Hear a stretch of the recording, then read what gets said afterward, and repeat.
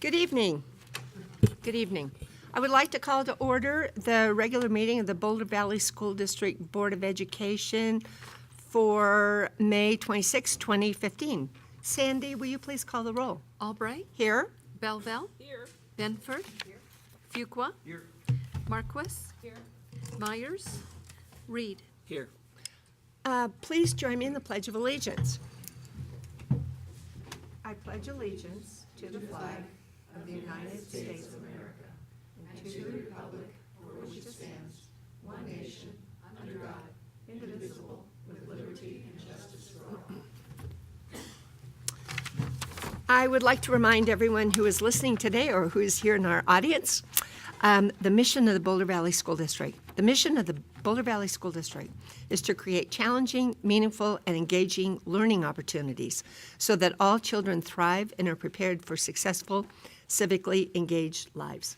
And as we are here, almost at the end of the school year, it's maybe time to reflect on that mission and think about where we're going next. But for now, Bruce, please, our first item will be the superintendent's report, so let us know what's going on. All right. President Albright, members Thank of the board, welcome.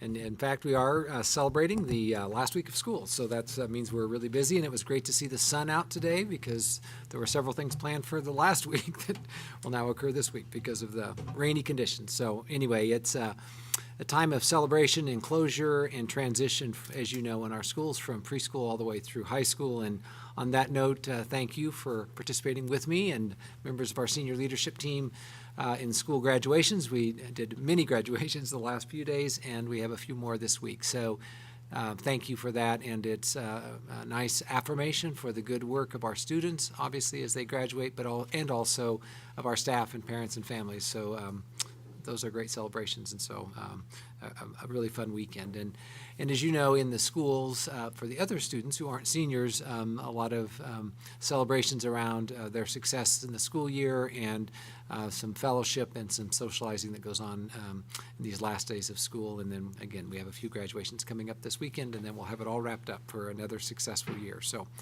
thanks for your support with that. A few things coming up in the summer as we make that transition, I will just mention to you, we have, for our strategic planning teams, just to refresh your memory a bit, at the last work session we had with you, we have identified 5 priority areas, and we have formed work teams for each of those 5 areas.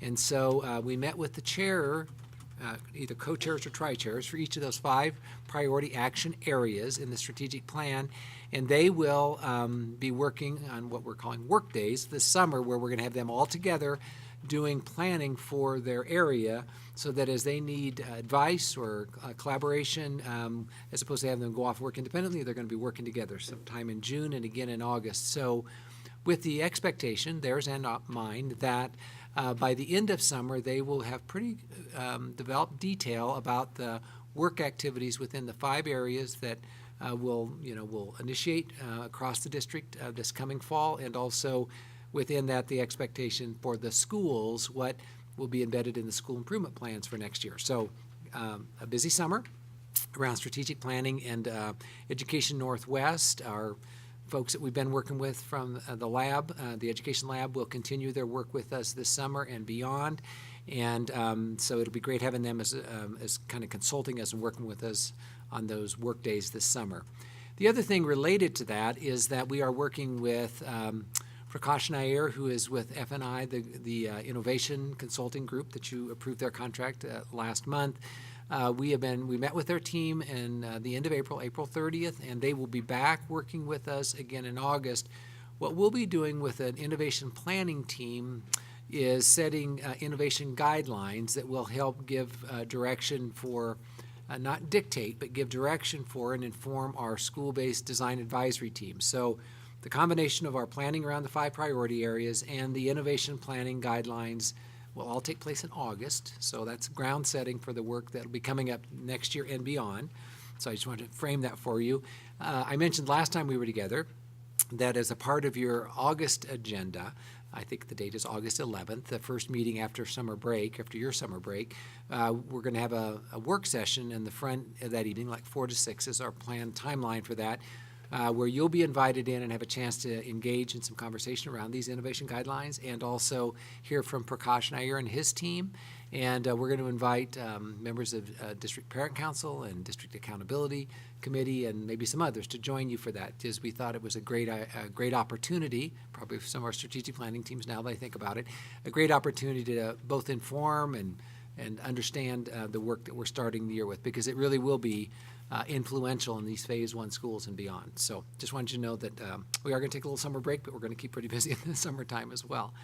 So I'll transition off of that. Be glad to come back to it if you have questions. So I'd shared with you an article, I believe, from the Denver Post last week about some changes that the Park Governance Committee made regarding future park assessments. I just want to touch briefly on that.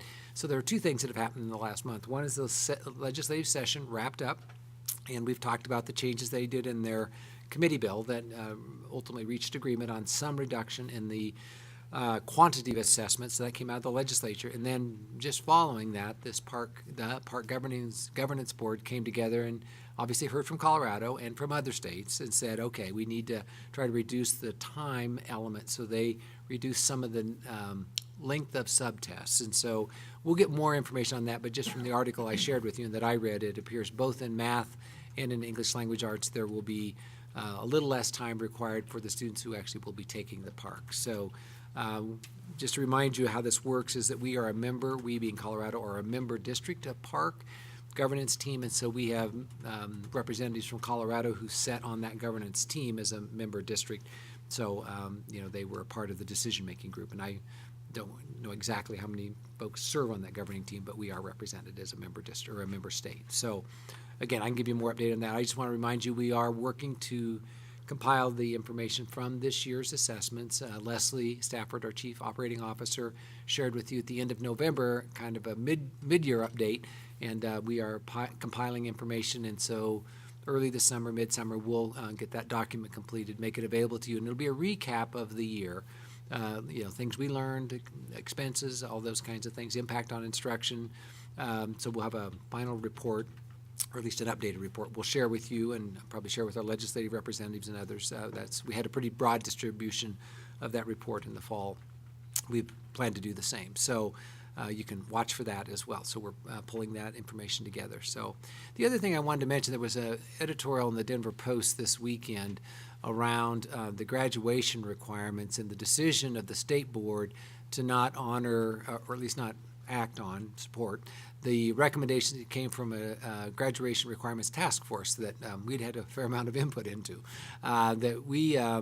So we gave input. We thought they had done some good work in this interim planning committee, and the State Board of Education rejected those recommendations. So what that means is what stays in place is what they agreed to a year ago or 18 months ago. And so I will just say that's still a concern for us, because our interest, although the Denver Post might have suggested this, that our interest was lowering the expectations of students. And Jenny's been pretty involved in this discussion.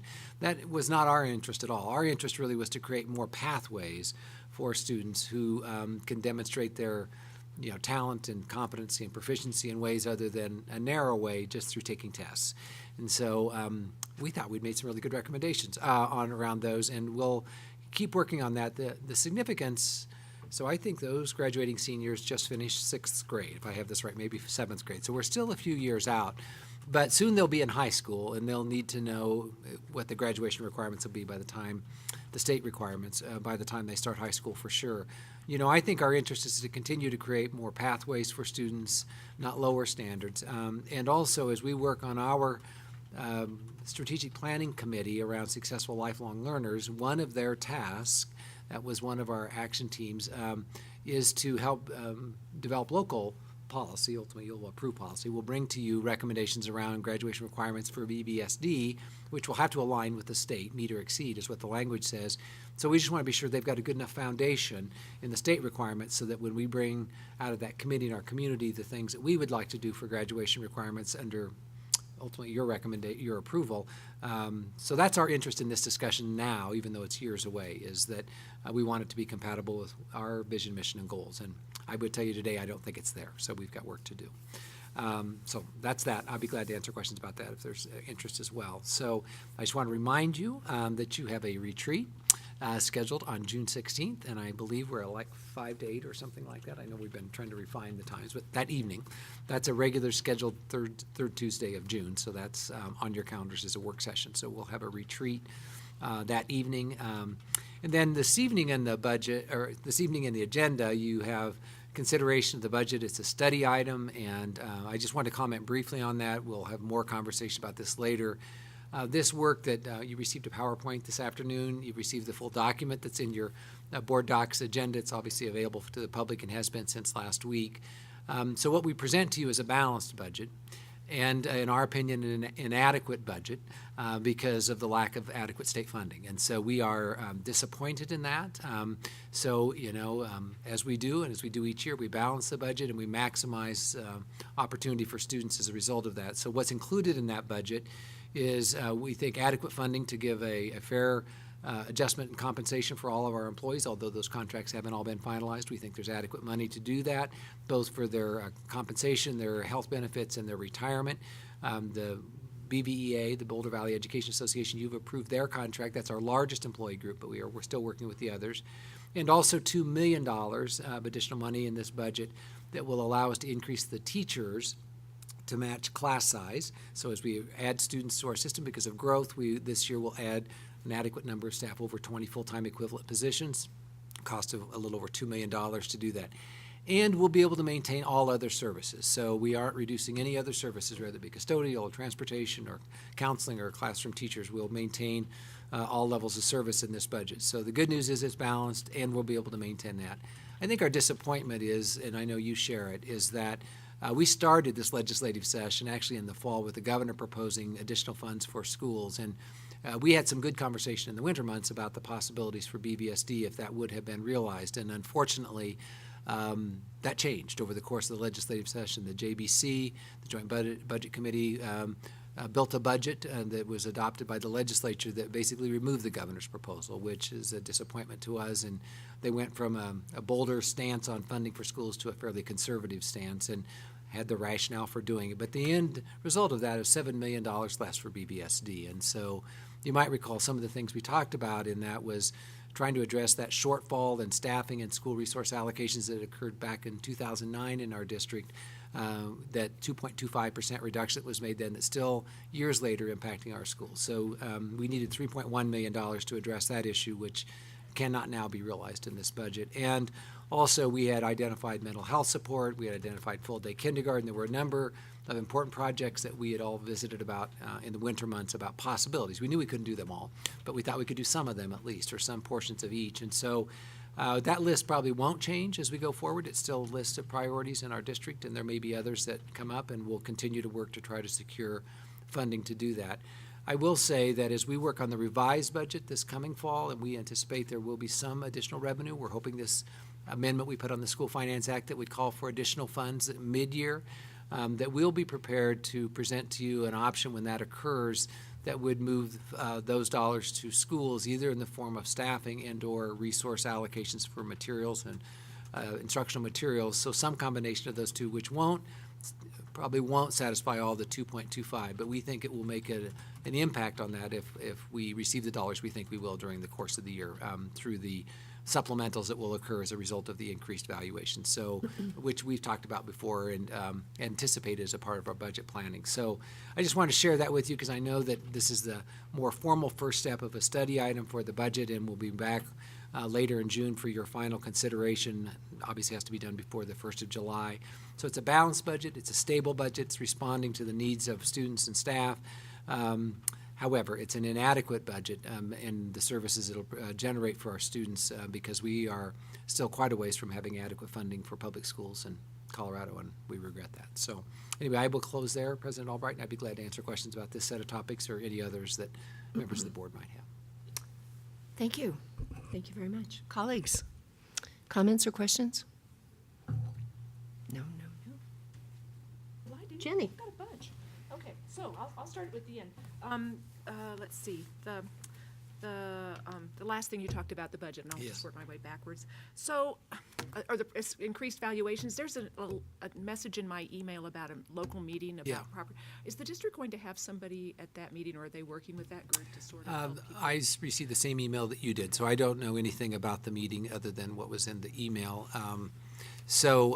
We certainly can have if there's a place. I really think probably, I'm hoping they're inviting the county treasurer and county assessor there. That's probably more on topic of what they want to talk about that evening. But, my hope, and I sent the note to Bill Sutter and Leslie Stafford, is that my hope is that there's someone there who, from the county, who understands taxation, and I'm sure there will be, that can explain the nuances of how increased valuation affects, they understand how it affects their taxes. I'm sure they saw their statement. But how it affects, our mill levy, Tina had asked a question last week, which we responded to about the bond issue and the mill levy override. So, yeah. So this meeting originated from my community. Okay, okay.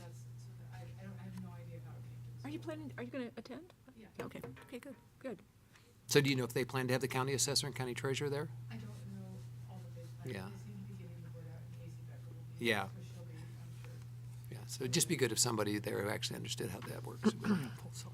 Because it's a little opaque. Okay, so then I just wanted to comment on I was also very disappointed that the state board rejected the recommendations for modifications to the graduation guidelines because, for one thing, I can't even quite figure out how requiring park tests that no longer exist as a graduate, because one of the sets of graduation guidelines, and probably the one that would be most available to many graduating seniors was park results.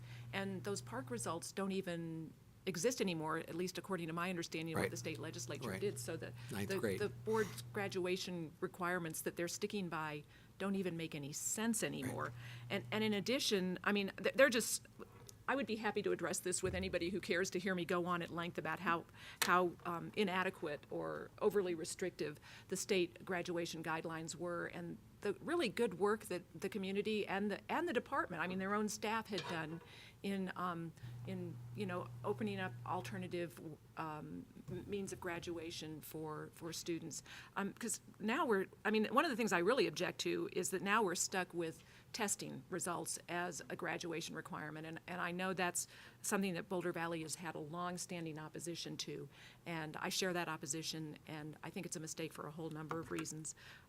So I'm really disappointed. We will remain active in that conversation, Jenny, just to Yeah. have voice if we can. So. Thank you, I appreciate that. And I have a question about the park. The Yes. changes that the park people made, are they still doing, because one of the pushbacks we heard was the 2 sessions of park they were doing, one in March and one in May.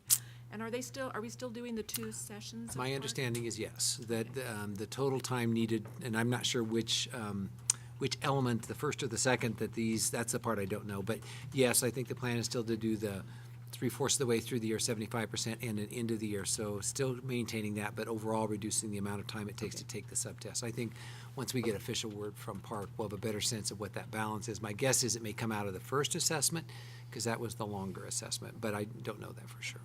So it'll be interesting to see how useful it is to have those 2 different assessments Yeah. as we go forward.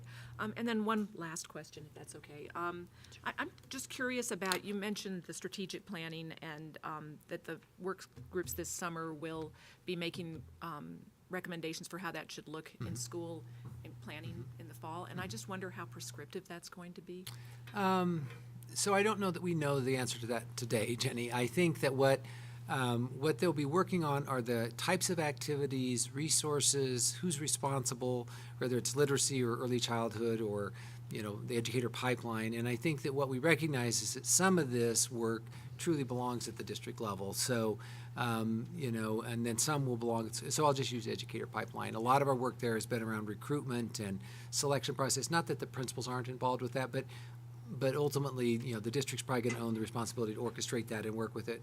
Whereas in literacy, clearly there's some work that Angel Stilbaugh and her team would do at the district level, but we also know that some of that absolutely is going to happen with our interventionists and training at the school level. So what we anticipate is, I'll just use literacy as the example, that, and this isn't new, but we'll have literacy expectations that each school would embed in their plans, and then again, it may be they participate in district level activities for professional development, or it could be work they and also do at their school. So that's kind of the separation, that we recognize it isn't all done at the district level, and it certainly isn't all done at the, and so what we've shared with principals, we'll share with them again in June when we're with them, is that when they come back in August, that we'll present that to them, and then I would guess there'll be some conversation around it. And, you know, what we've talked about is this is probably not going to happen all in one year, and it's not going to be just like turning a switch on, that, you know, some of this we'll propose and we'll modify and then we'll give it a go, and because we're also working on the school improvement planning process and that planning template so that it really is meaningful to the school community. So when they bring their school accountability committees together, that it has value to them, and then they can monitor their progress. And when we get, you know, common assessments across literacy, then that'll be easier for them to say, is it having the impact we want to? So it certainly won't be overly prescriptive. I think we're trying to make sure we are all on the same pathway, and that schools will start in different places, obviously, because of the nature of their demographics and also their staff preparation. Some schools are further along in their preparation around literacy, and some that's work they still need to do. Thanks. Thanks for asking. Sam? Oh, Sam? Bruce, at some point between now and the end of June, maybe it's just in your superintendent's report or in an email, could we get an overview of our summer programs? And perhaps, I know you'll be setting up a tour Yep. of one or two Tour. of them. Yep. I would just love to have a quick check-in Yep. about that. So- We're gonna, we've got our staff working on a summary report that our goal is to have it to you by the end of the first week of June or thereabouts, and included in that, we'll do some opportunities if you want to do visits. So you might Great. see one you'd like to do or haven't done before. So Thank Dr. Cabrera and his team are working on that right now, so thanks.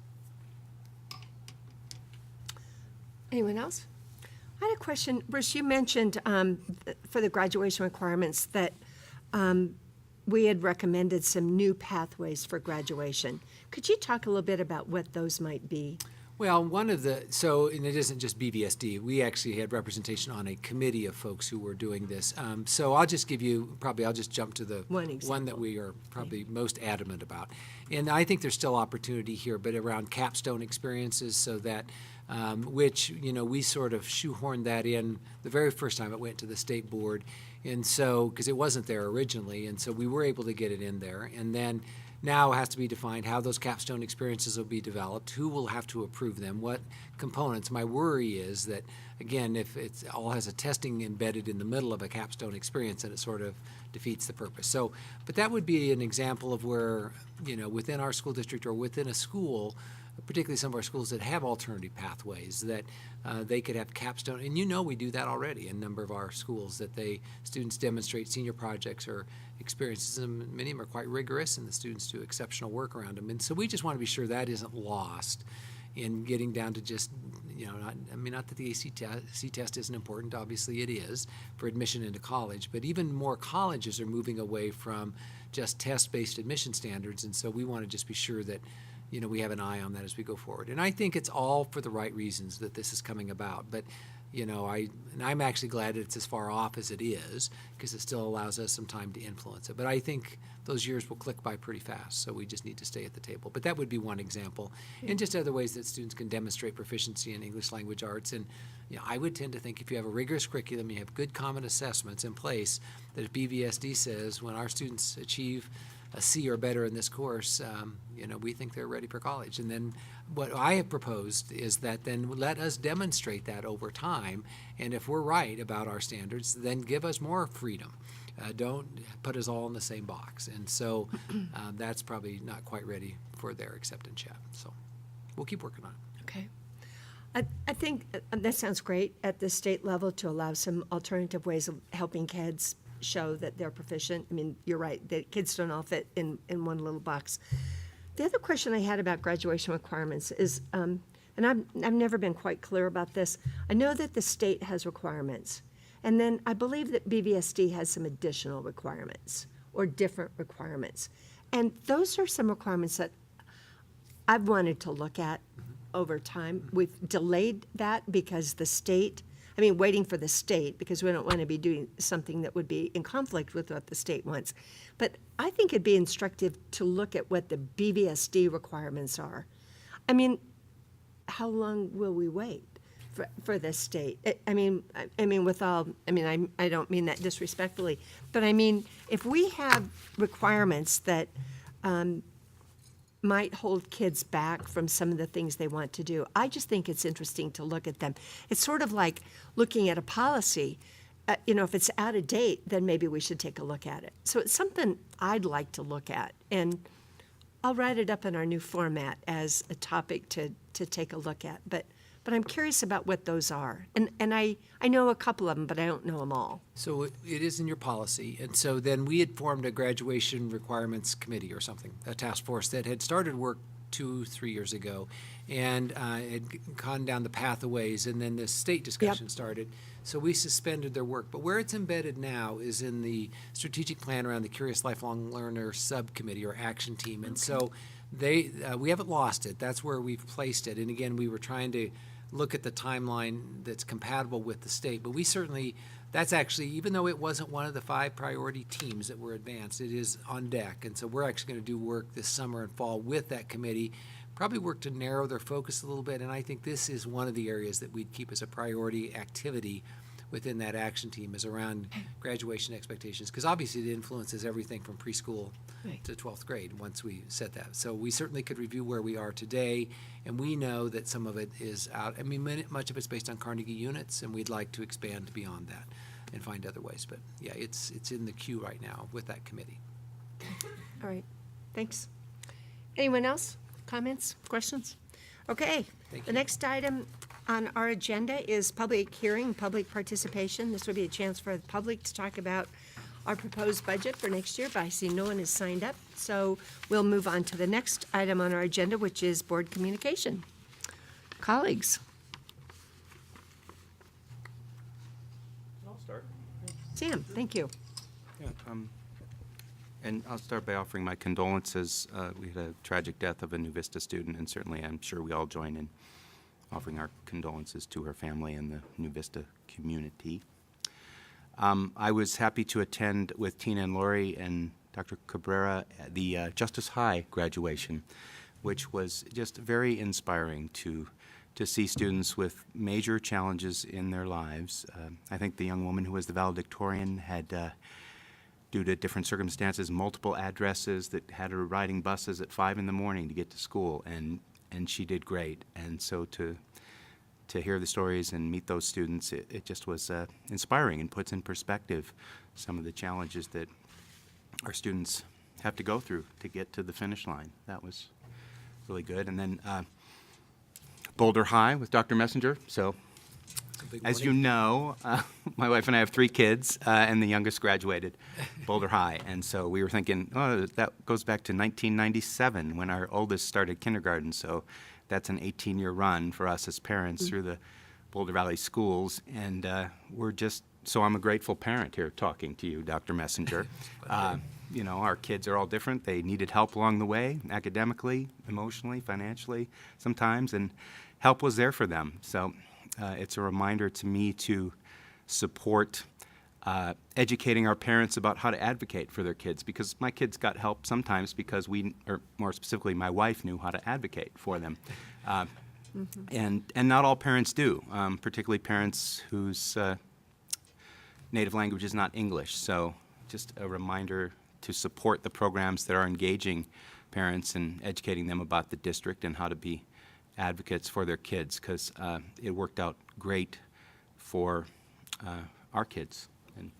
And now I join that majority of the Boulder Valley who doesn't have kids in the school district. Right. And a reminder to continue to engage. And I have excellent role models at the board table for that. So anyway, it was really great, and I just want to say thanks.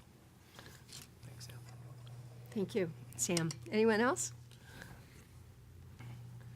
Jenny? So I'd just like to share a note we got from Ken DeLay at CASB this week, and maybe you could even add something to this, Bruce. I just wanted to remind people that even though our state legislature is no longer meeting until next year, Congress is, the National Congress is, and we've all been kind of waiting for No Child Left Behind to be reauthorized. I don't know how long it's been out of date, but several years now.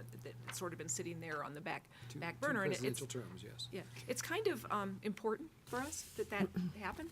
And Ken DeLay said that it's becoming more likely that something will happen later this summer, which doesn't mean it's going to happen, but it might. And as opposed to previous years where it was definitely not going to. And so I just thought I'd let folks, just sort of report on that, and I assume that we're working with our congressional delegation to get the best Senator possible. Bennett's office and Congressman Polis specifically. And I just thought I'm not going to report on all the details, but the bills that are currently before the Senate and the House both increase flexibility for states and local school boards, they do increase supports for charter schools, but there's nothing about vouchers in either of them yet, although that could change. And they both eliminate average yearly progress, which I think we're glad about. And the assessment requirements would be similar to current assessments in both bills. However, both bills attempt to add some options for flexibility and for allowing states to develop their own assessment plans. So I think there are things to anticipate and look forward to in a reauthorization. So I just thought I'd let folks know that that's Appreciate that. what I hear is going on nationally. Thank you. I think it's really important to keep talking about politics because so much of what we do is about what happens inside of Boulder Valley, but it's influenced by the greater outside, so thank you. Sam, I have one comment I wanted to share with you, and it's this. Somebody once told me that once you're a school board member, you're always a public education advocate. So congratulations for joining that crowd, which is where I am. My kids are gone, but once you're a school board member, it's, yeah. There's a couple things I just wanted to say. First of all, I am planning on Saturday evening, and I know many of us are, the Impact on Education, which is the Boulder Valley School District Foundation. They're having their Razzle Dazzle celebration this weekend in Louisville under the big tent. Hopefully it won't rain, but if history is any predictor, it'll rain. But it's an incredible group of individuals who come together and raise a lot of money for programs that we all rely on. And so, I would just urge members of the public to, if you're looking for something really fun and really important to do on Saturday night, go to the Razzle Dazzle event. The website is Impact on Education, and you can look it up and buy a ticket. But it's they do incredible work, and we're all very grateful for how they've supported us. The other thing I would say, it's about politics. It's about voting. So we're all elected members of the school board, and some of us will not be on the school board after November because we're term limited.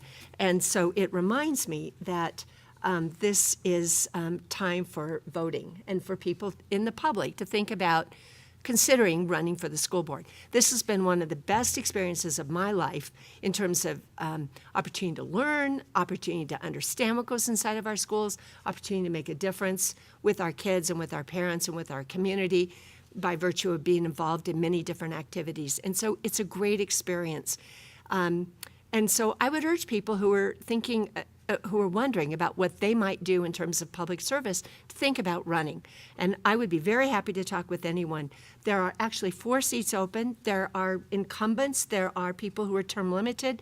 But this is democracy, and I think it's important for people to, who might be interested to think about running for the board. It's important to have these conversations about what kind of policies and what kind of district we're looking for.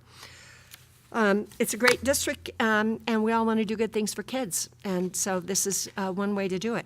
And there are other ways, too, of course. Volunteering to be on the District Accountability Committee, which Shelley and Tom have both served as our liaison, District Parent Council, local groups in schools, and so on. But school board's been a great experience, and it's time to start thinking about people who run for those races. The other thing I've done recently, been to 4 graduations, and they're all different. Some were big, some were small. They were all very powerful and very emotional. And what a great experience for kids, to recognize those young people who are graduating from high school and moving on I'm proud of them. They've met our Boulder Valley graduation requirements. I know their teachers and parents, staff are proud of the work they've done. And I know that all of us wish them well. We've all wished them well in their various ceremonies that we've participated in.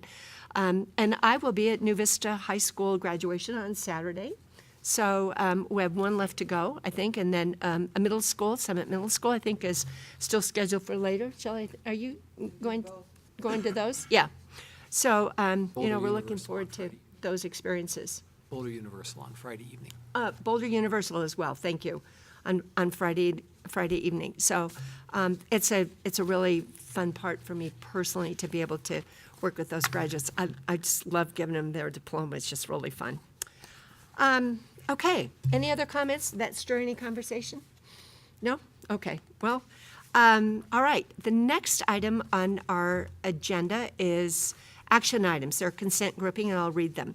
6.1, personnel items. 6.2, approval of minutes, May 12th, 2015, the regular meeting. Approval of minutes, May 19th, 2015, special meeting. 6.4, award of contract for architectural services for Summit Charter Middle School. 6.5, non-renewal of contract. 6.6, a grant, instructional services and equity, Title VII, American Indian Education from the U.S. Department of Education. 6.7, grant, transportation for propane school buses from the Colorado Regional Air Quality Council. 6.8, instructional services and equity, the Accelerator Project, funded by the Colorado Education Initiative. Do I have a motion to approve? Sam, second. Jenny. Are there any items that board members would like to pull from this agenda? Shelley? 6.8, grant instructional services and equity accelerator project. Okay, thank you. Anyone else have any other items they'd like to pull from that? Okay. Any comments or questions on any of them? Quick question. Sure. Sam? Bruce, on the Title VII grant, is that an increase? I don't From- think it's an increase. Ron, on the Title VII grant, is it Okay. pretty And it's small based on identification of Native American students? Yeah. number of students? Yeah. Yeah, Okay. it's a fairly small grant, mostly used for tutorial support of Yeah. our students. Yeah, it looked to me like it, just to further the question, it looked to me like it was a very part-time kind of position. I mean, it's very limited, 15,000 or some fairly small amount of money, but any grant we can get to help is good. Okay. Anyone else? Okay, Sandy, will you please call the vote on those items with 6.8 pulled? Albright? Yes? Belleville? Yes. Benford? Yes. Fuqua? Yes. Marquis? Yes. Reed? Yes. Motion passes. Okay, Shelley, Oh, we need a motion? sorry. Is there a motion to approve the grant 6.8? Jenny, is there a second? Sam? Okay, motion and a second. Shelley? Yeah, I have an issue with this grant. I think as most of us know, the Bill and Melinda Gates Foundation funds the Colorado Education Initiative, previously known as the Colorado Legacy Foundation. And I think they've now given over $20 million to CEI. And most of that money is for implementation of things like teacher accountability, high-stakes testing, and Common Core standards, some of which, and sometimes all of which, the board has been opposed to, some of these initiatives. So I think what may not be well known is that CEI actually funded 5 employees of CDE. That's how enmeshed they are with our Colorado Department of Education.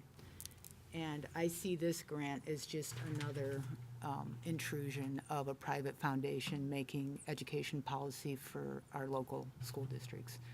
And so I oppose it for that reason. I think it's bad enough that the federal and state government intrude on local education, but I think it's even worse when a private foundation does. So I oppose it, and I wish that you did too. Okay, thank you. Any other discussion? I Sam? agree we should be cautious, but I'd like to know maybe we can learn a little more exactly about what this particular grant will be funding. I agree with your overall cautionary tone, but it seems to me like this is short-term professional development funding that will help. And happy to hear more. The link to this initiative was not provided in the board package, but I went to it and read what the initiatives are. And of course, they all sound good, Sam, but they don't change the fact that it's a private foundation telling us what to do and providing money for it, which, you know, is okay on the one hand, but sidetracks whatever could be our agenda because we're doing theirs. And this is happening all across the country in every district and being driven down from top levels of private foundations which are enmeshed with our federal government. And it just completely, disrupts what is supposed to be local education initiatives, and it's happening all over the place. So I just feel like, I've mentioned this before when things have come up here, and I think it's time for us to draw the line and say from now on, we decide what we're going to do in this district and not Bill and Melinda Gates. School boards need to start doing that, or they will have no control at all over what goes on in their district, and it's already happening. Okay, Jenny? Could we hear from staff about how well this fits in with our I'd be glad to plans explain it to you. and whether we are in fact our actions are being driven by this, or whether we're using this to fund things we would like to do anyway? So this has been on our table for a while, and so what we've done is waited until we completed our work around the strategic planning process to make sure that the professional development activities that are being offered through CEI in this grant aligned with the direction of the district, and if not, we weren't going to pursue application receipt of those funds, and we believe it actually aligns very nicely with our intended work and will provide high-quality professional development. For the most part, this isn't money that changed hands. This is really funding for opportunities that our staff can participate in or will participate in, both leadership as well as instructional staff. And so, I understand Shelley's stated concern about any group, be it private or nonprofit, that would take us to activities that we felt weren't aligned with the direction of the district or took us down another path. That's actually one of the, as we have our grant writer review grants, if it doesn't align with where we are or where we want to go, then, at least in my short tenure here, I've asked us not to pursue those grants because they're fairly time intensive. And so, which means we don't pursue some grants. But this particular set of activities in this grant, we believe does align. No alignment is perfect, and we still have the opportunity to incorporate those things that we think are the best match and those not. And so we actually think this is a nice infusion of opportunity and resources that actually complement. Just to give a little broader context, I just want to remind you that our commitment a few years ago was to invest more district resources and others, if we could find them, in professional development activities, and the board set aside $250,000 for that 3 years ago as a part of that contract with BBA. And also, we've launched, as you know, a new professional learning department. Mary Jo Bode is the director of that. And so we are also, as one of our 5 priority areas in the strategic plan is around professional learning and professional development. So we're trying to get really serious about doing this and doing it well and making sure it is aligned with the direction of the district and is aligned with the educator effectiveness standards for both teachers and principals. So again, we're not totally where we need to be yet. It's a process, but we're pretty careful not to include new things that doesn't align with our strategic direction and begin to eliminate those things that do not and take those choices away, or at least eliminate any incentive to pursue them if they don't align. So we think this will be a multi-year process to get to where we want to be with this. But under Tina's leadership with the Boulder Valley Education Association and our staff, we've really worked on this. So anyway, we think this is actually a good alignment, recognizing that if it weren't, and Shelley's absolutely right, this is private foundation money. That's trying to have their belief, I believe, I don't want to speak for Bill and Melinda Gates, but they believe it's doing the right thing around public education. We probably wouldn't agree with their full agenda. I know we wouldn't. But there's some aspects of their agenda that I think we probably would agree with. And this is one that we actually think is a good investment, and it's over $100,000 that will benefit, we believe, the teaching and learning process. But I understand there could be different opinions. I certainly understand the caution of going down that path. But this is a limited in term, and certainly we're not obligated. There have been a few conditions of which they said we needed to do, and I've said, no, we're not going to do those things. And and if that meant we didn't get the money, then we won't take the money, and they've said we can work around that. We'll work with you on that. So far on some of those issues, and that's true of any grant that we get, that there are things that usually the grantor would like us to do, and we just have to decide if it's a match for us or not. So anyway, that'd be briefly, and we'd be glad to provide updates on this as we proceed, if that would be of interest to the board. I think it will be a bit of a natural process with our work around literacy in one of our 5 priority areas, and also around professional learning, which is one of our 5 priority areas. So. Thank you, that's helpful. Shelley?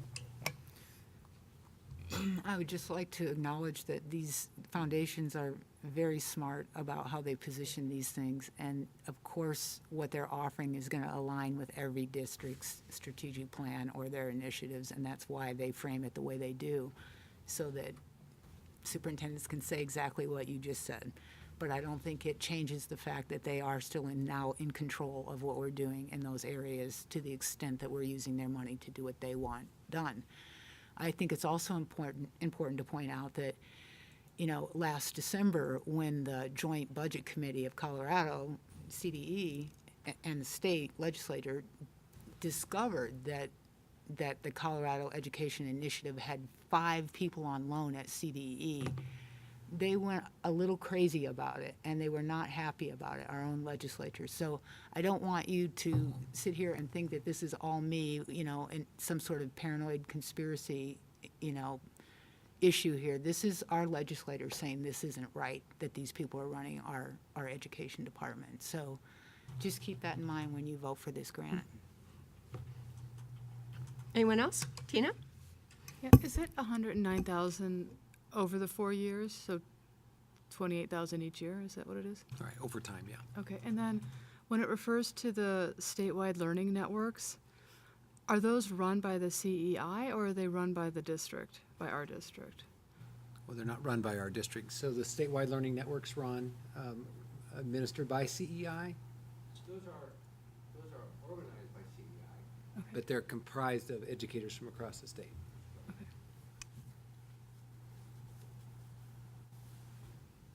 Anyone else? Well, Shelley, thank you for bringing this up. What frustrates me immensely is that we don't have adequate funding to do this work ourselves, that public education should be funded by the public and not by private foundations. I mean, I totally agree with that. I'm not so nervous hearing after what Bruce has said, that it aligns with our plan, and that there was some hesitation that it's in terms of applying for this grant, that because it does align with what we're already doing. So, it's troubling to me. I mean, my basic premise is it's troubling to me that the public doesn't adequately fund schools, so we can't do our own professional development. But any other comments? Okay. Sandy, will you please call the vote? This would be a vote to approve this grant. Albright. Yes. Belleville. Yes. Benford. Fuqua. Yes. Marquis. Yes. Reed. Yes. Motion passes. Okay, the next item on our agenda are SETI items. It's the proposed budget. Bruce, I guess you'll start us with this. I see Bill over toward the microphone. So but- you have you have on your board docs a 2-slide, basically your slide PowerPoint that Bill will be putting on the monitor, so you can see that. Also, you have the full document that was attached at the end of last week. And also we emailed you an update on that. So we're not going to walk you through the full document tonight. But what we have done previously, and we'll do again tonight, is Bill has a couple of slides just to orient you towards the kind of the big picture of what's in this budget. Those new revenues that we've received this year, which allow us to provide the services and the responses that I described earlier in my opening comments. And so, again, this is a balanced budget and is less than what we had hoped for and expected as far as state revenues are concerned. But I just want to appreciate what you know, but I think the community, it's good for them to hear it because of the generosity of the taxpayers in the Boulder Valley School District. What Bill will illustrate to you is revenue that in part results because of our mill levy overrides that we've enjoyed over the years. And so whatever amount the state gives is made better because of the generosity of our taxpayers, and we thank them for that. And so it gives us at least adequate revenue to do the services that we need going forward as far as maintaining those services with the knowing that we've got a list of other priority items. So with that said, Bill Sutter, who's our Chief Financial Officer and previous Executive Director of Budget, so this is his world and he knows it well. And so Leslie and Stafford, Chief Operating Officer, and Bill and I met this afternoon to review these documents. So he'll provide a quick walkthrough on the slides, and then Lori, if there are questions, I'd be glad to respond to them, or there might be conversation among the board. Again, this is scheduled to come back for the board for final approval on June 23rd, which is about a month from tonight. So, and Bill, if you would, please. Thank you. This is a very brief presentation. That was slide 1 of 3. So to walk through the revenue side, we, in the current fiscal year, have some resources that are left over. We did not spend them all in the current year, so those are carrying forward into next year and available for ongoing uses. For new revenue, we have the per pupil revenue. That's a 2.8% increase for the Denver Boulder Greeley CPI Consumer Price Index. That's what the inflation number is based on at the state level. We have about 300 additional students, so there's a little student growth built in there. The mill levy override, as Dr. Messenger mentioned, does add to those resources, those new resources. Specific ownership taxes, those are car registrations, so as car registrations pick up, we collect a little bit more on that. And categorical funding, those are specific resources targeted towards programs within the district. So new revenue, $12.9 million for just over $300 million in ongoing revenues. On the expenditure side, compensation, we have the health insurance as a 4.8% increase from the current year. Dental is a 5% increase. We have a 2.8% base salary adjustment, cost of living adjustment built into salary schedules, movement on salary schedules as defined in the contracts, as well as a 0.8% increase in the amount the district pays into the retirement para. We have, that's a 11.9 million, 240.8 in those ongoing staff resources. Expenditures for other non-personnel type expenditures, $1.86 million addition to those ongoing expenses, fees, contracts, utilities. The strategic plan, resources for the strategic plan is built into this particular line item, as well as a little bit of funding for the school resource allocation related to student growth. So 13.5 additional ongoing expenditures, 264 million total. For transfers to other funds, we have a slight reduction there. This includes things like the Capital Reserve Fund, charter schools, athletics, let's see, community schools provides funds into the general fund. So there's a list of other funds that are included in that. So total 13.3 million additional ongoing expenditures. And here we have the ongoing uses, 301 that matches the 301 ongoing sources. So we also have some cash balance available projected for the end of this current fiscal year to be carried over into next year, 4.1 million. That's 2.9 million in a budgeted ending fund balance, as well as some additional revenue we collected in the current year and underspending expenditures by a very small amount. So we have those resources to carry forward. And then our reserves, Tabor and contingency, 3% each for that in the current year. Those are unused and will carry forward. So $20 million of one-time resources there. For the one-time uses, the additional staffing, 21 FTE for the student growth has been built in, $2 million. One-time transfer, transportation, charter schools, and cap reserve. Again, this is funding that's available being used for one-time expenditures in those funds. And then reserves, because there's a growth in the expenditure side, On the previous slide, there's some additional need for the 3% TABOR and 3% contingency. So there's $20 million there in those one-time uses. So there's a very small balance available to be in one-time resources that could be used at this point in time. Although we do have about 2.5 months before where our final numbers will be known for the current year, so there's still some time to see how things shake out. So with that. So that's an overview, President Albright, members of the board, and it's very consistent with what we shared with you a month ago. Again, at that time we had a good sense of where we were going to be with our total revenue. Some of the fine tuning that we've been doing the last month is as we settle in on contracts, we can do better calculations, and then just some final numbers from the Colorado Department of Education that get posted. So as you just remind you, we do a revised budget in the fall, so because then we'll have all staff hired and we will be working more from projections to reality, and generally we can make some adjustments then. And again, we're hopeful that because of the amendment that was placed on the School Finance Act, that when they get to supplementals in January, that there'll be some increased revenue that flows then, and obviously if so, we'd incorporate that in the revised budget. So I'd be glad to answer any questions regarding the overview or comments from the board. Again, this is a budget that's balanced and provides adequate funding to provide compensation adjustments for our employees, helps maintain their health benefits insurance. We're self-insured health benefit in place for ongoing, so a slight increase in that area, and then our retirement system, and also adds about 20 full-time equivalent positions for the growth in numbers of students that Bill mentioned. Part of the increased number of students helps generate more revenue for us and every district in the state, so that's good news.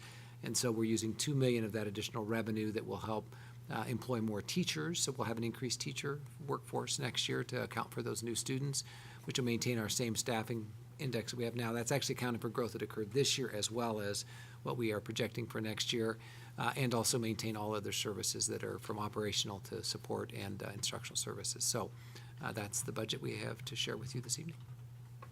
Okay, thank you. Colleagues, board members. Tina? What is the one-time transfer to charter fund? So they get a portion of all of our funds, and so that's, we transfer that to them annually as a part of the budget development process. We transfer, it's their transfer to them. So some of that's their state portion of that, and also mill levy overrides. So it depends on when they were chartered as to what the mill levy override looks like. So the 1.3 million for that transfer that's different from the other fund transfer, right? Right, so that's the increase that results because of the increased overall funding that goes to charters, correct? The one time is part of the transition, the contract transition. Oh, contract transition, the one time, and then the ongoing transfer for the charters. Okay. Oh, I don't understand.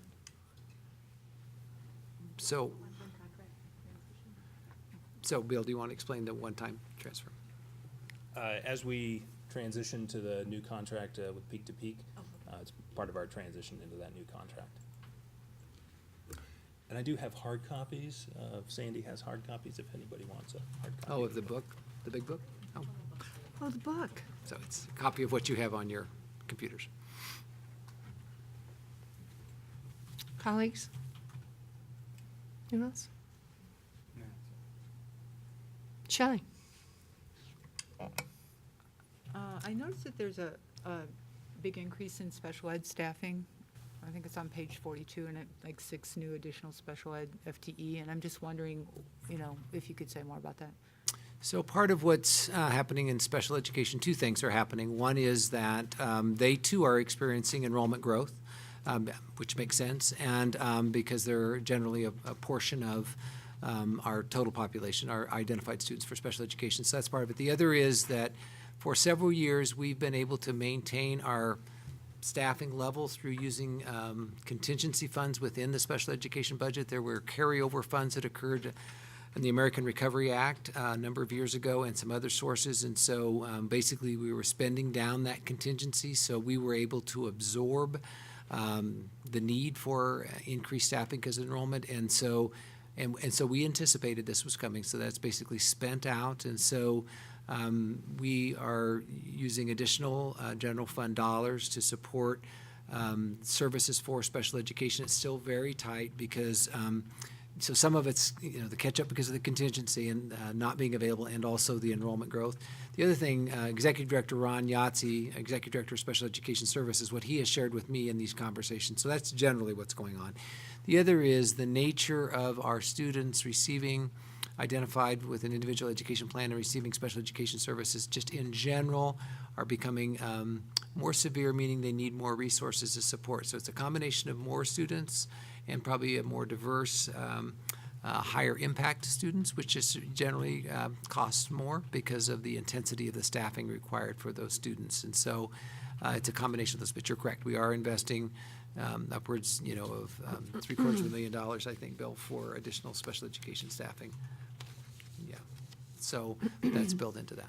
And are we looking at what, like, the potential causes for this increase are, or what's driving that trend, or? Of the severity? Yeah, and that. Because of the quality of services we provide in the Boulder Valley School District. What we're finding in the Front Range is those school districts that have mill levy overrides and can provide better resources tend to be attractive to families because of the quality of services they'll receive here versus other places. So we don't actually know if it's an increase in the population.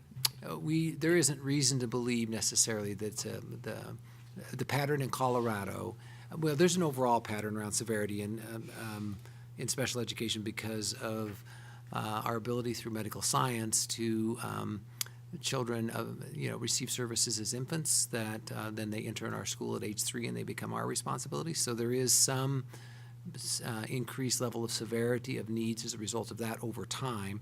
But I can tell you, in talking to my colleagues in Littleton, Douglas County, Cherry Creek, districts that are not necessarily high poverty districts, but are high resource districts, they tend to be attractive to families to relocate to reserve services. And I believe that's true in the Boulder Valley School District as well. Interesting. Thanks. And then I had another question on, I think it's on page, what page is it? 32. On the 2015-16 total expenditures, there's the increased compensation at 11.9, the $2 million for maintaining the staffing that you just talked about, and then the $2.6 million for ongoing expenses for strategic planning, utilities. I'm just wondering what's included when you say staffing resources there in that line item. Page 32, Shelley? Yeah. Okay. Bill, have you found that? Can you respond to that? So some of that would include, within the strategic plan, some of that is staffing resources, and some of that is the moving around of the addition of the special ed and moving around other staffing resources to balance. So it's in addition to the 600K that's in strategic plan, or? Some of it's just, it's descriptive of the sort of Okay. net total. Yeah. Okay. And then, Bruce, when you mentioned that we might get supplemental funding in January, and that, is your intent then to fund the 2.25% with that? Well, I wish it would be enough to fund the 2.25%. We've estimated that the cost of funding that 2.25% reduction that occurred is around $3.1 million. We don't believe our portion of the supplemental will be near that great. We're hopeful that it's $1 million plus, and so, and then we have a revised budget, so there could be funds that are available even without the supplemental. So we were visiting again today, so we haven't thought this all the way through, but our thinking is that when we get to that point, we'll have a better sense of just where we are overall with enrollment and staffing needs, et cetera. And so, assuming all is good, and we don't have any, hot spots we have to deal with right then, that, we've talked about that it could be on a per student basis, or, would propose something to the board to consider that would be, say, a mid-year allocation to schools. Now, clearly, if you're at mid-year, which is when the money would flow, probably adding sections, maybe second semester in the secondary schools, that might give some relief there, but you're probably not necessarily going to add a new third grade in the middle of the year. Now, what we have done sometimes in the middle of the year, if we have enrollment growth within a grade level, we have actually added maybe a half-time teacher. So we have done that before, but it would give them some flexibility around staffing if they needed it, and/or their school resource allocation, which is their operational budget. So that was what we were thinking we would do. Now, let's just make it easier to track, let's just say it's $1 million, that if we had $1 million and we allocated it during the 15-16 budget year, then they would have the ability to use it, schools would, to their need. And if they didn't have a pressing need right then and they wanted to carry it over and match it with new dollars in the new year, we'd allow schools to carry over their funds. We don't pull those back each year. That's one fund that we always carry over for schools. And so, so they would have those going forward if they didn't use them all in the spring of 16. The other thing we've talked about is that if we have $1 million and it's ongoing, which it would be in the supplementals, and we were able to pair it with additional money, that maybe then the 16-17 budget year, those two in combination get us closer to buying it down. So what we'd like to do is probably propose a short-term relief with that money and then add to it, and this is just our, not knowing what the legislature is going to do, that we could add to it, that maybe in a second year or at least a third year we could get that. I mean, we're just going to say we think it's the highest priority. As many other things as that we would like to respond to, and we know you would too, we really think we just need to get this taken care of. And so we're hoping it's a first step down that path, and it won't cover it all. We're highly confident of that. But maybe in combination of that supplemental, and depending on what we're able to get done in the next session, maybe it would be one of our highest priorities for new dollars in the 16-17 budget, and maybe we could get there. We are two things. One is that we are having conversations about how best to use those dollars, because now we're working on a half a dozen years ago since these cuts were made. Many of the principals aren't the same principals. Much of the staff aren't the same staff, and some of those decisions wouldn't make sense to reinstate what was taken out in 09, 10. So things have shifted.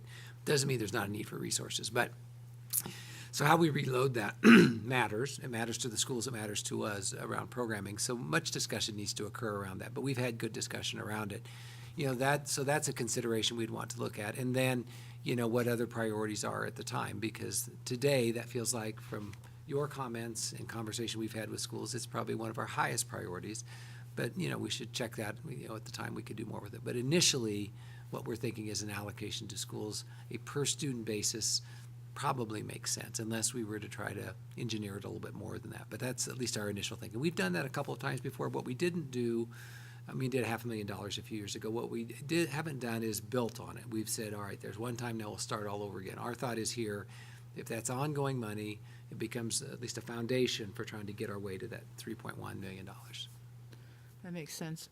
And so I guess I just have another question about the other priorities that we've heard from our parents and from our teachers and our schools. And that is the whole counseling support. And, just based on our discussion we just had about special ed Right. increases, it makes sense that they would need more support in Right. that area. So, have we been able to make any sort of accommodations within our current budget to address some of the critical hotspots as far as counseling is concerned? So we've not been able to add any staff to that, Shelley. I think that one of the things we have had conversation about is we work in partnership with Boulder County and the city of Boulder and our different communities. We have good partnerships already. They're a huge benefit to our students and our staff. I think, we're very interested in seeing if we can expand those opportunities. If we're up against the ceiling on funding, which we are with our mill levy override, are there other partnerships where there might be other opportunities to look to our taxpayers to say, are there other ways to do it? So I would just say we're in conversation around that. But one of our challenges is not all of our school district is in one county. We are in 3 counties, and we're not certainly in one city. We're in multiple cities. And so it doesn't make it impossible. It just makes it a little more difficult to weave our way through, as opposed to Denver County. Denver School District is one entity. So there are some districts where that's the case, and it's a little bit easier to say, let's do something as a county, because it isn't, the mental health services wouldn't be just school related. Clearly we have the school-age children, but there are community needs around mental health issues and counseling that are beyond preschool to high school and beyond just the school year. So we serve on the impact board, not the impact board but the county impact board, and mental health partners are a member in that. So we're in conversation about what more we could do there. I think one of the things we've talked about is, if we were to build in those partnerships some additional contracted services where we could bring resources in, not unlike we do now, but expand them, then we could then target them to areas of greatest needs. And maybe it isn't even all year. Maybe it's when we have a unique situation that we need to respond to, and we can do it for even a month. Sometimes it's just the transition into the school or across schools that we need the support, and then we get things stabilized. And our special ed staff certainly helps with that, but not all these children are qualify for special education services, because they have other, sometimes those are more temporary in nature. But we are definitely in the conversation. We have not added specific resources in this budget to address it. So Well, I know those agencies are strapped too, Yes, so they it'll be are. interesting to see. I think we'd have to look together for new revenue streams, absolutely. They're very, very strapped. Anyone else? Well, I'm just going to say I'm really disappointed in this budget. I've been just really disturbed by how much money we have to allocate.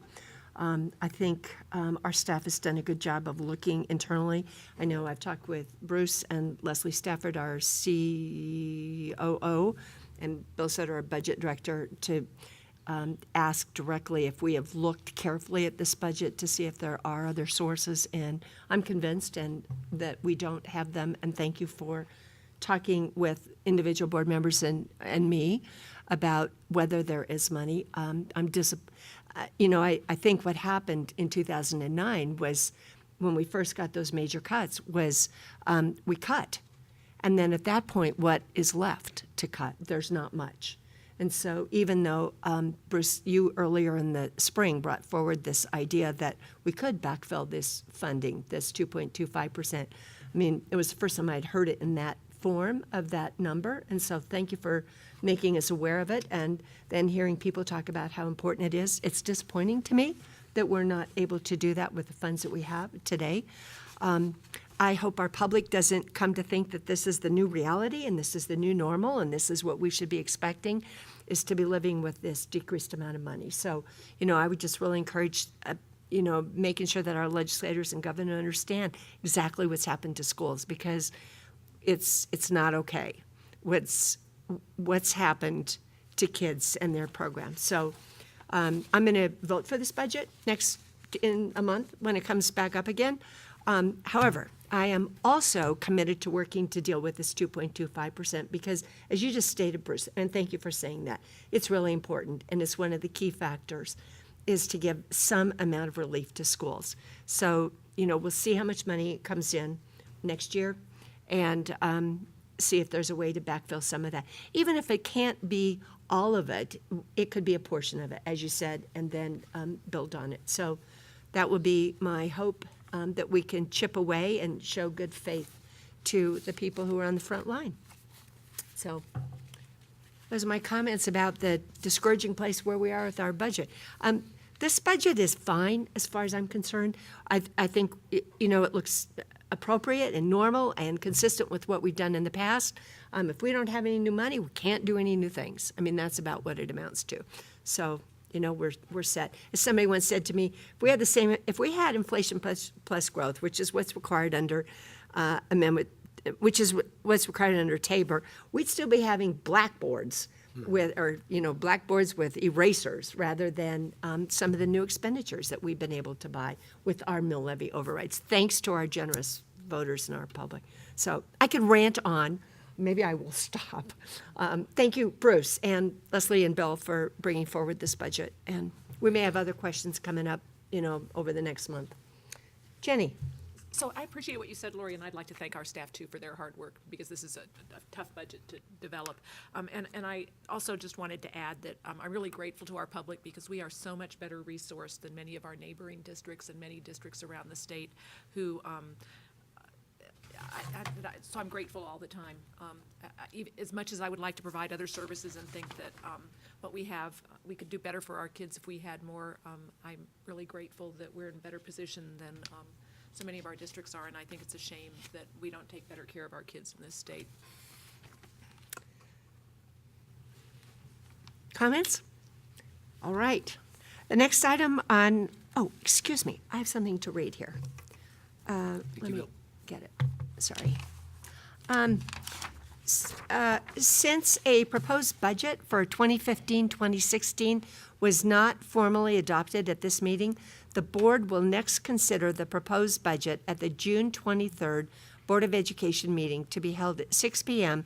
in the boardroom of the Education Center, 6500 East Arapahoe, Boulder, Colorado.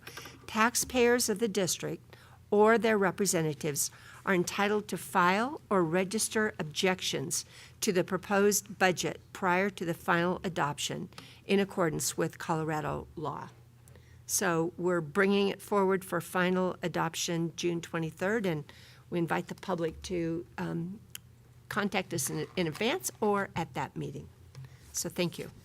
Okay, the next item on our agenda is Blue Sage Eagle Place in Louisville, a boundary change recommendation, as a study item. Study item, So, correct. Bruce, thank you. So I just want to remind you that you have in policy language guidance for us if we are going to make such a change as what we're proposing here this evening, and that is if we change attendance boundaries, meaning the attendance area for a school or schools, then there's a protocol we follow, and we've followed that protocol, and we've kept you informed of this, and that we've given notice to the public. We've had meeting around it. We've had awareness. I know there was at least one or more news articles around it. And so the purpose of that, obviously, is to increase awareness and give folks the opportunity to comment on it or express concern if they do. So this particular area is not heavily populated, although there are some students impacted. And your background information is that information. And Glenn Segru, our employee, our planner, is going to have a chance to visit with you a little bit about this. But this is an area that's in the city of Lafayette and has been, for history we don't fully understand, but it has been in the Louisville attendance area. And as you know, we've been working for well over a year and trying to at least moderate the impact of increased population growth in the Louisville area as it relates to specifically Louisville Elementary School. You've been a part of many hours of those discussions, and we've had a good work session with the Louisville City Commission in the winter months at one morning at Louisville Middle School. So this doesn't fully address all the concerns, but it was one of the areas that we said we would address. And so it's recommending we move these two neighborhood areas into Lafayette attendance area.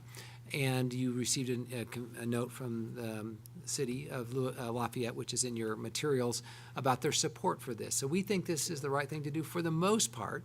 We try to have attendance areas in the community for the school where the schools are. And so in this case, that wasn't, but there weren't any homes there at one time. Now there are, and there will be more. And so these children will go into Lafayette schools, and they'll be in that feeder system. Our process is that if children are in a school, we don't dislocate them from the school. They are grandfathered into that school.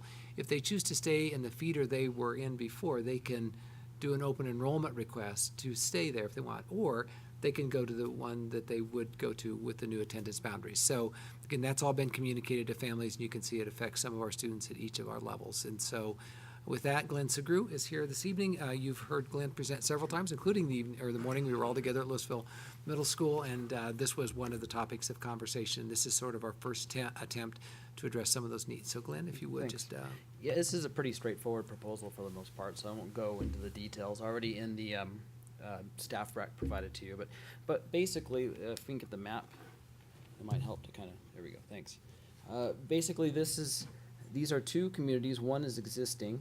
This is the Eagle Place. It's an existing community, B down here, and A, right here, is a proposed development, Blue Sage, 51 single-family homes, proposed with the city of Lafayette. They think they'll start construction on those homes in 2016. And as you can see, I don't know if this map is quite as well, but the olive area is the city of Lafayette city boundaries, and the purple is the city of Louisville city boundaries. So the proposal is simply to take these two neighborhoods and put them from the attendance areas of the Louisville schools and put them in the attendance areas of the Lafayette schools. So that means they would be transferred from Louisville Elementary, Louisville Middle, and Monarch to Ryan Elementary, Angevine, and Centaurus Middle. This will allow these students to attend a nearby school that's within their own community, which currently isn't the case. Lafayette or Louisville schools are, all of the students have to be bused over there. I think the closest is about a little more than a mile. And of course, as we talked about, this will also help mitigate some of the enrollment growth we've seen in Louisville in recent years, and also have a small benefit in transportation costs as well. Since we only have one area will require any transportation, this area A here, Blue Sage, will need to be bused to Ryan just because South Boulder Road is not considered a safe crossing for elementary students. And as Dr. Messenger said, we'll grandfather existing students in Eagle Place at their existing neighborhood school that they're attending, so they'll be able to stay where they're going now. It won't transfer to the next level, but they'll at least be able to finish up school where they're at right now, and also have a provision for siblings to go as well, as long as they're in the building at the same time. So that's really the proposal in a nutshell. We sent this out through individual mailers to the property owners of the two developments, to the tenants in Eagle Place, and also included inserts for all of the communications and mailings, newsletters for the subject schools, and received a relatively light response, four emails. And in addition, we had a meeting on April 30th at Ryan Elementary, where we invited people to ask questions and give a small presentation on what the proposal is. And that was attended by 4 families. So primary concerns that we received from those were that possibly Ryan may be overcrowded with some upcoming new developments being proposed in its attendance area. We looked at that previously, and between the open enrollment that's in the building and some of the excess capacity, it should handle the development that's in its attendance area plus this boundary change. And then the other concerns were really over individual students, mostly students going from 5th to 6th grade who are kind of caught in a gap for the grandfathering, since they can't apply for open enrollment now. So we explained to them some other options that they'll have with administrative transfers and things like that that will help them through that transition for this year. So really, that's the proposal in a nutshell. If there's any questions. Thanks, Glenn. Lori, if there's any questions, we'd try to answer. Thank This you. is a study item. It would come back in 2 weeks as an action item.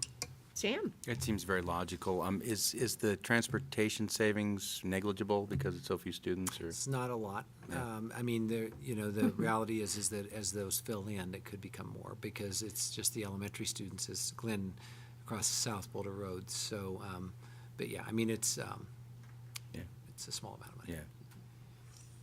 Sadly. Yeah. Okay. Sorry you can't balance the budget. We can't Jim. get our 2.25. So this seems rather logical. Kind of wonder if we have any other areas out in Erie that in 4 or 5 years we could be thinking about doing. But, you know, as a father who lives 5 miles away from my nearest neighborhood school, that bus drive gets awfully tiresome. And when when your kids have after school activities, I have found myself driving around Angevine just looking for sale signs just because I got tired of driving. My wife wasn't ready to consider it, and if my daughter was 1 year younger and didn't turn 16 and drive, we would have moved.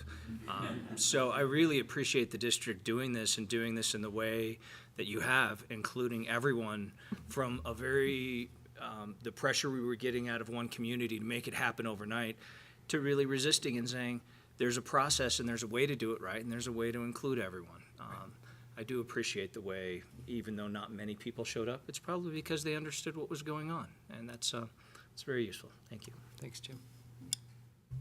I would just note, maybe to build on Jim's comments a little bit, not that it has anything to do with this, is that we are in the process of planning for Erie about establishing attendance areas for the new schools that will be there.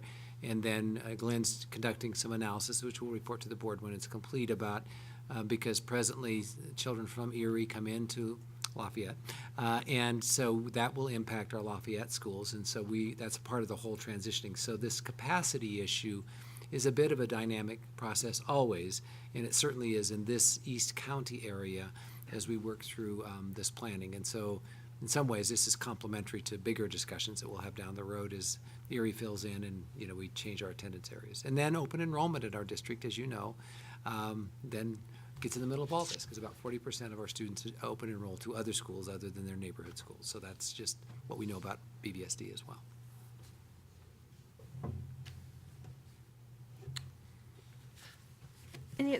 Excuse me. Any other questions? Excuse me.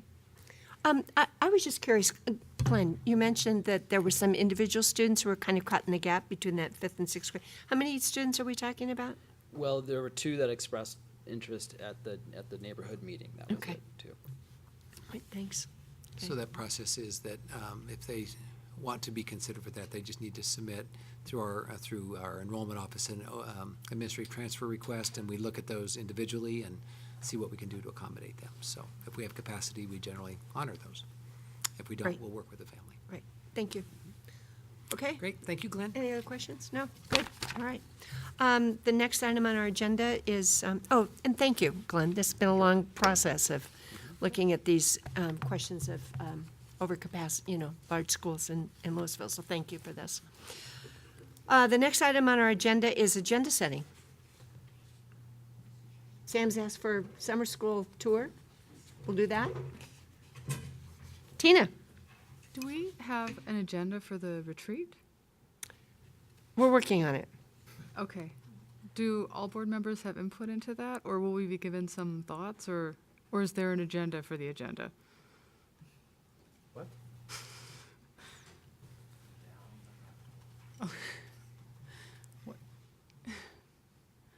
Okay. I don't know the answer to that exactly. Okay.